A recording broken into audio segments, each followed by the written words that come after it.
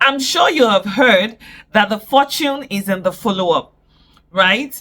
The fortune is in the follow-up, be it sales or recruitment, but the fortune is in the follow-up. And many people struggle with follow-up. Oh, I don't want to beg anybody. I don't want to seem pushy. I don't want to seem like I am disturbing this person, right? If you feel that way anytime you're trying to follow up, then this video is for you. And if you want to learn tips on how to follow up properly, this video is also for you. So please do stay tuned, hit the like button, subscribe if you haven't subscribed, and let's dive straight into it. Anytime you see me looking down a bit, I am looking at my notes because I put down really important points I do not want to miss out on this very important video. My name is Coach Onyinye Okoye. I'm a top leader. I've been a top leader in the network marketing industry for several years, and I am also an entrepreneur, and all the businesses I do involves follow-up. So I am an authority when it comes to follow-up, and I really hope that my years of experience would really come to bear in this video. Now, the first thing I'm going to tell you is this. If you want to follow up, the first thing you have to do is to reframe what follow-up really means. Reframe what follow-up really means. What does it really mean to follow up? And this is simply about fixing your mindset, right? Follow-up is not begging. Follow-up is not disturbing. Follow-up is not being desperate. Follow-up is not being anxious. Follow-up is not being shaky, right? Follow-up is not being pushy. It's not seeking attention. That is not what follow-up is, right? Follow-up is professional. Follow-up is respectful. So switch your mindset. I am not following this person up because I want to be begging, or because I want to be pushy, or because I want to be annoying. No. You are following up because it's a professional thing to do when it comes to sales and recruitment, and also because it is a respectful thing to do. It is respectful to follow up. Do you know that? Because there are people who get busy with life and they need that prompt as well. That's not all. There are also people who need multiple exposures and reminders before they take action. So follow-up is respectful, follow-up is professional, right? Now, the thing is, if you didn't force the first conversation, if they were the ones who walked up to you and asked about your service or your product, then you don't have to force the follow-up as well. Right? You don't have to feel like you're forcing it on them. They are the one who reached out to you in the first place. All you're doing is reminding them. So I want us to first of all work on our mindset. I really used to be like that. I'm someone who doesn't like to disturb other people, right? I don't want to come off as I'm disturbing you. But you need to understand that follow-up is not disturbing, it's not begging. So change your mindset, right? Now let's move to the next point. Always set up your next step. Many of us feel frustrated with follow-up because we do not set up our next step. Now, I am in recruitment, right? And if someone speaks to me and the person says, oh, I'll think about it, I'll get back to you, I always set up the next step by saying something like, okay, that's great. When should I check in again? Right? And then the person says, okay, end of the month. Or the person says in 2 weeks. And I'm like, okay, that's great. I will check back with you in 2 weeks or end of the month. And then I write it down so that when next I am communicating with a person, I am taking off from where we left off. I'm saying, oh, hello, good morning, good afternoon, whatever it is, how you doing today? Remember you said I should check on you in 2 weeks. So this is the time. Do you have more questions, or are you ready to kickstart your business? So you always have to set up the next step, right? Most people fail at follow-up because they end conversations badly. You end conversations so badly. The person just says, okay, I'll think about it. Be like, okay, I'll get back to you. Okay. No, don't end conversations badly.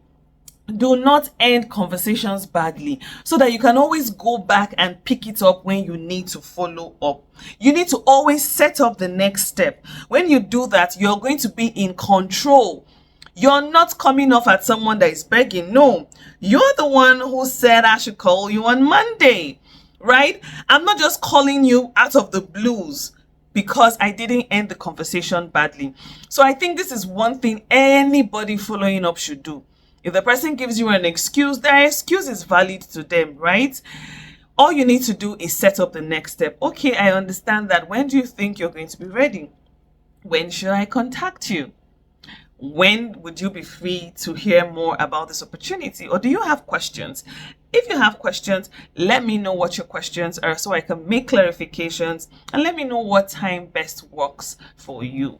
So it's always important that you stay in control and you stay professional. My next tip is this: timing matters.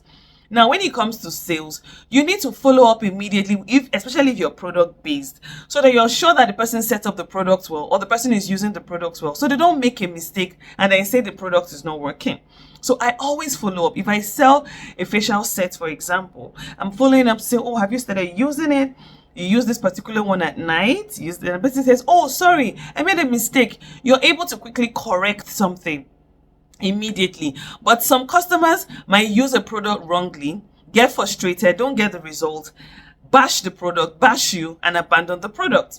But when you follow up immediately, even after a sale, you're able to ensure that the customer is using the product properly, the customer got the product, the customer, it just shows the customer that you care, right? And the customer will be endeared to buy from you again.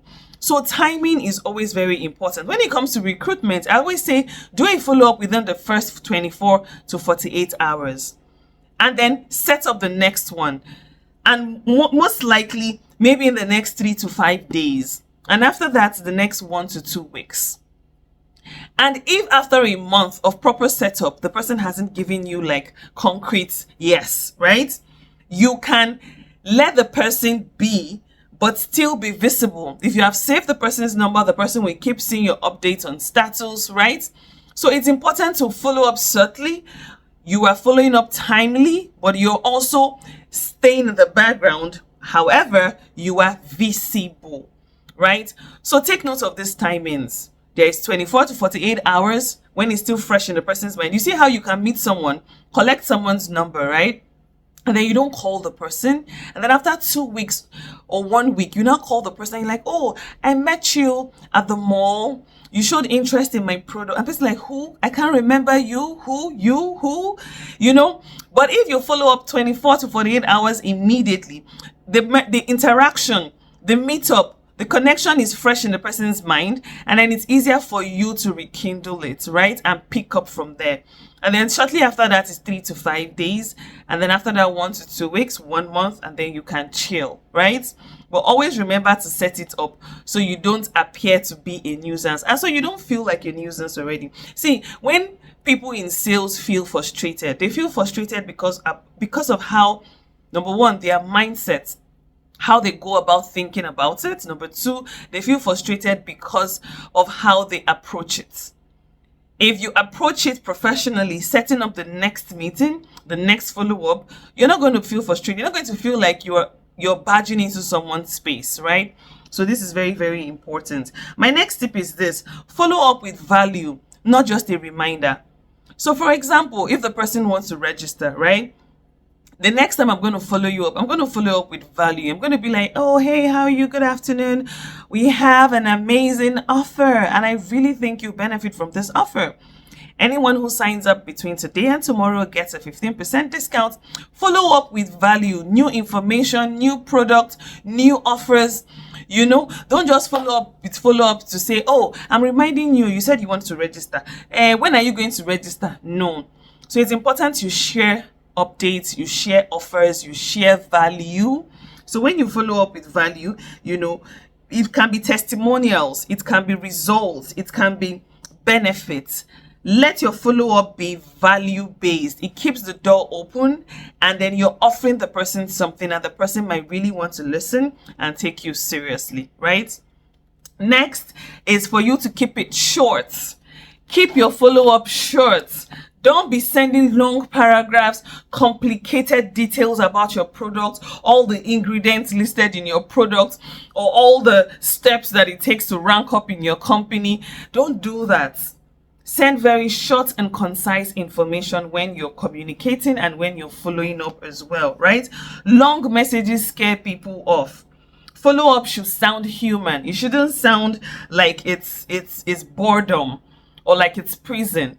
So keep your information short, keep your information straightforward, keep your information simple, keep your information understandable. right? Very, very important. Now, next, you need to know when to pause.